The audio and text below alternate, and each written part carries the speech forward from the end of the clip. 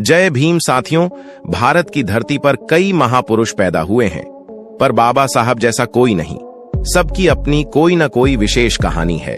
जैसा कि शेक्सपियर ने कहा है, कुछ जन्म से ही महान होते हैं, कुछ महानता प्राप्त करते हैं और कुछ महानता उन पर थोपी जाती है।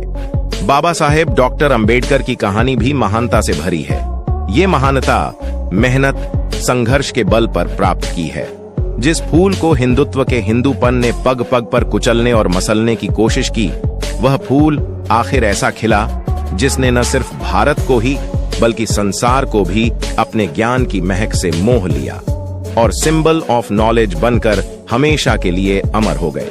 आज की वीडियो बाबा साहेब अंबेडकर के जीवन के अंतिम पलों पर आधारित है। आज है 6 दिसंबर और आज ही के दिन 6 दिसंबर 1956 को बाबा साहब डॉक्टर अंबेडकर का महापरिनिर्वाण हो गया था। तो इसी के उपलक्ष्य में मैं आपके लिए यह वीडियो लेकर आया हूं, तो कृपया करके वीडियो को पूरा जरूर देखें। बाबा साहेब के जीवन के वो अंतिम पल क्या थे, आइए जानते हैं। 6 दिसंबर 1956 को बाबा साहेब भीमराव अंबेडकर को धर्मांतरण कार्यक्रम में भाग लेने हेतु मुंबई जाना था। 4 दिसंबर की रात को बाबा साहब इस कार्यक्रम की तैयारी के बारे में चिंतन कर रहे थे। इतना ही नहीं, उन्होंने अपनी अधूरी रचना बुद्ध और कार्ल मार्क्स को जल्दी पूर्ण करने की भी सोची। उन्होंने अपनी लाइब्रेरी से कार्ल की किताब दास कैपिटल निकाली तथा अपनी अधूरी कृति को पूर्ण किया। इस प्रकार उन्होंने 4 दिसंबर की रात लिखने में व्यतीत कर दी। 4 दिसंबर को उन्होंने राज्यसभा की कार्यवाही में भाग लिया। कुछ मुद्दों पर बहस करने के बाद वे वापस अपने घर लौट आए। घर लौटने के बाद 4 दिसंबर को उन्होंने कांग्रेस को सशक्त विपक्ष देने के इरादे से राजनीतिक दल के गठन के लिए आचार्य पी.के. अत्रे तथा एस.एम. जोशी को पत्र लिखकर रिपब्लिकन पार्टी ने जुड़ने के लिए सहयोग मांगा। 5 दिसंबर को बाबा साहेब अंबेडकर डॉक्टर सविता अंबेडकर से क्यों गुस्से में थे, आइए जानते हैं। 5 दिसंबर की सुबह काफी ठंड थी। देर रात तक जागे रहने के कारण बाबा साहब डॉक्टर अंबेडकर सुबह देर से जागे। उनका सहयोगी नानक चंद रत्तू कार्यालय चला गया था। उस दिन मुंबई से डॉक्टर मावलंकर भी उनके घर आए थे। डॉक्टर सविता अंबेडकर मेहमान डॉक्टर मावलंकर के साथ सामान खरीदने बाजार चली गई। इस दिन डॉक्टर अंबेडकर पूरे दिन घर पर अकेले रहे। शाम को रत्तू भी ऑफिस से घर लौट आया था, लेकिन देर शाम तक सविता घर नहीं लौटी थी।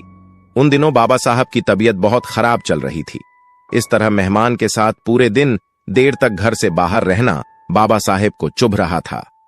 वे कुछ परेशानी की हालत में लग रहे थे। जैसे जैसे सायंकाल का अंधेरा गहराता जा रहा था, वैसे वैसे डॉक्टर बाबा साहेब का गुस्सा भी चढ़ता जा रहा था, क्योंकि इतनी देर होने तक सविता जी घर नहीं पहुंची थी। बाबा साहेब का गुस्सा घर के नौकरों और नानक चंद रत्तू को साफ साफ नजर आ रहा था, क्योंकि वे बार बार उनसे सविता जी के आने की खबर पूछ रहे थे। ये बड़ी सोचनीय बात है कि परिनिर्वाण से पहले दिन डॉक्टर अंबेडकर की कहानी बहुत ही कष्टदायक थी। रात को लगभग 8 बजे डॉक्टर मावलंकर और श्रीमती डॉक्टर सविता अंबेडकर घर पहुंचे। डॉक्टर अंबेडकर का गुस्सा 7वें आसमान पर था। घर के कर्मचारी बहुत भयभीत थे कि न जाने बाबा साहेब सविता जी के साथ क्या अनहोनी कर दे। लेकिन बाबा साहेब तो धैर्य और करुणा के महासागर थे। उन्होंने बचपन से ही कष्ट और पीड़ा को सागर की तरह अपने में समा लिया था। डॉक्टर श्रीमती सविता जी को बाबा साहेब के सामने जाने की हिम्मत नहीं हुई। घर के नौकरों ने और नानक चंद रत्तू ने बाबा साहेब का गुस्सा शांत करने की काफी कोशिश की। इसके बाद बाबा साहब ने जैन प्रतिनिधियों से मुलाकात की। बाबा साहेब का गुस्सा थमा नहीं था कि तभी जैन प्रतिनिधि मंडल के सदस्य उनसे मिलने आ गए। बाबा साहेब तो अपार सहन शक्ति के सागर थे। दिन भर तनाव में होने के उपरांत भी उन्होंने जैन धर्म के प्रतिनिधियों से संवाद किया। उन्होंने जैन और बुद्ध की कृति उनको भेंट की।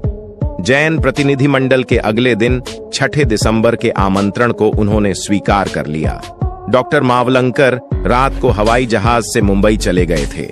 मेहमान और प्रतिनिधि मंडल के जाने के बाद बाबा साहेब डॉक्टर अंबेडकर की कहानी, जो उनके महापरिनिर्वाण से जुड़ी है, अब शुरू होती है। नानक चंद रत्तू ने उनके सिर ने तेल की मालिश की।